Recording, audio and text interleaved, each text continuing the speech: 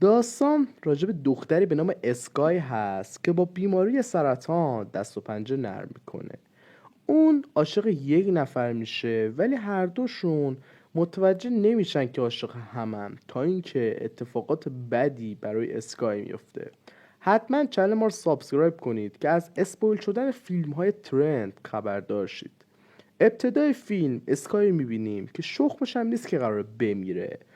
کلوین یک پسریه که خیلی تو خودش و در فرودگاه مشغول حمل و نقل ساک مردمه. اون شک کرده که سرطان داره و برای تست علائم نگاری میکنه. کلوین در روز مشخص شده به دور همی سرطانیا میره که بدونه اگر آزمایشش مثبت در اومد چطور بتونه با اون بیماری دست و پنجه نرم کنه. اسکای با ورودی هیجانی مو به تن کلوین رو سیخ میکنه. اسکای میگه برارم بخور برام خیارم، بعد میگه شوخی کردم خیار ندارم و کلوشه دارم. سرگروه از اونا میخواد که یک لیست تازه کنن که قبل از مرگ بتونن اون لیست رو انجام بدن. بیرون جلسه اسکای از کلوین کمک میخواد. کلو کمک میکنه ولی اون لامصب کارت شناساییش میفته دست اسکای. کلو پیش دکتر میره و دکتر میگه تو سرطان نداری داداش، حتی بهتر از من و هر کس که فکر کنی هستی. کلو با دختری که ازش خوشش میاد تو فرودگاه هم کلام میشه و میگه من هنوز سوار هواپیما هم نشدم و میره سر کارش. وقتی اسکایو میبینه میگه چرا اینجایی؟ نمیخوای دست از سر کچل من برداری؟ اسکای میگه جوگیر نشو، فقط کارتتو آوردم و در قبالش میخوام که فقط منو یک دوری بدی.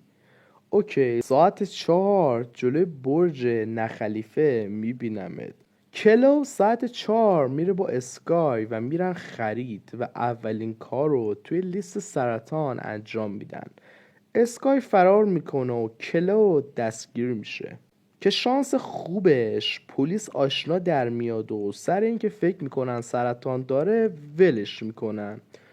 دوباره اسکایو میبینه میگه خیلی خری ولی این لیست تو باید تمومش کنیم.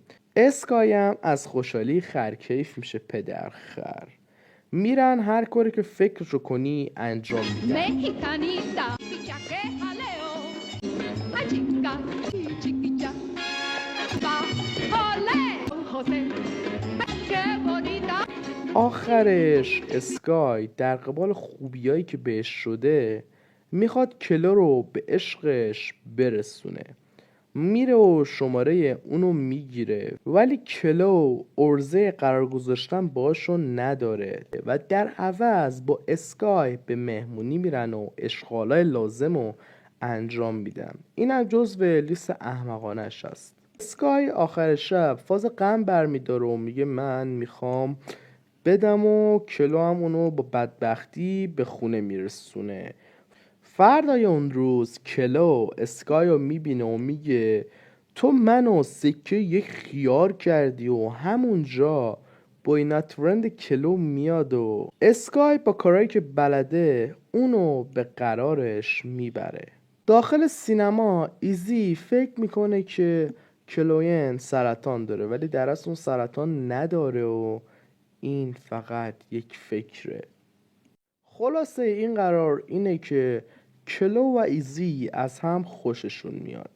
کلو با اسکای دعوا میکنه که چرا گفتی من سرطان دارم و آخر هر بحث یک بوسی چیزی است، ولی آخر بحث اینا دوتاشون متوجه میشن که بدون هم نمیتونن زندگی کنن. با هم به استخر میرن و اگه من جای کلوین بودم تو همون استخر کار اداریشو انجام میدادم. کلوین از همیشه خوشحال تره. ایزی داره با همکارش راجع به کلوین صحبت میکنه و میگه کلا اون 2-3 سال از من جوان تره ولی خیلی مهربونه، من دوست دارم که باش ریل بزنم. اسکای با کلو میفته زندان، هرچند به خاطر لیست احمقانه اسکای. اونا بعد 24 ساعت آزاد میشن ولی تجربه بالیه. کلو میگه فکر کنم آخرین حرکت تو لیست تو انجام دادیم. اسکای میخنده و میگه نه یکی مونده، اونم مستدن تو دماغ یکیه که اون یک نفر کسی نیست جز داداشم، بیا برات بشاشم. کلو با ایزی به بیرون میره و راجع به اینکه چجور زد تو دماغش صحبت میکنه. به هم یکم نزدیکی میکنن و آره لبوزی و اینجور کارا. اسکای به کلو میگه یک چیزی هست که تو لیستم بهت نگفتم، من دلم عشق بازی میخواد. کلو هم که خیارش تبدیل به بادمجون شده قبول میکنه که آخر شب تو خونه کلو با هم کار بد کنن.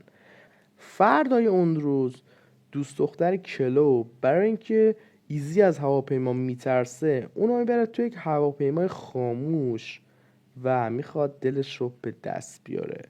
کلو میگه میخوام یک واقعیتی رو بهت بگم، من سرطان ندارم و هیچ مشکلی ندارم، میتونیم تا آخر عمر با هم زندگی کنیم.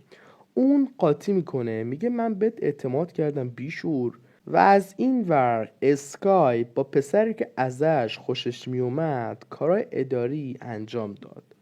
اسکای کلوین به مدت 7 روز از خونه بیرون نمی رفتن. کلو راست میکنه و از کنار میره پیش اسکای، میگه تو چرا پریودی؟ بیا بریم بیرون، من دوتا گردو دارم با باسن گیتار میزنن. اسکای قبول میکنه و کلوین بهش میگه من تو یک سانحه تصادف خواهر برادرم رو از دست دادم و تا الان برای همین دپرسم.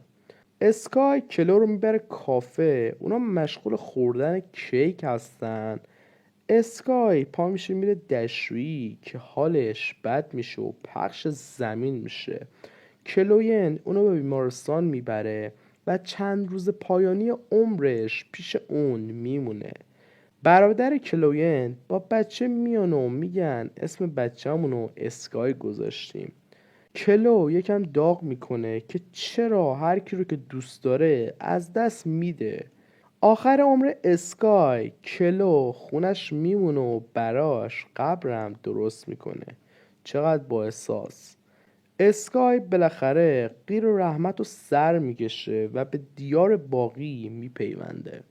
کلوی نه با ایزی ایدزی سوار هواپیما میشن و بله تا درودی دیگر بدرود.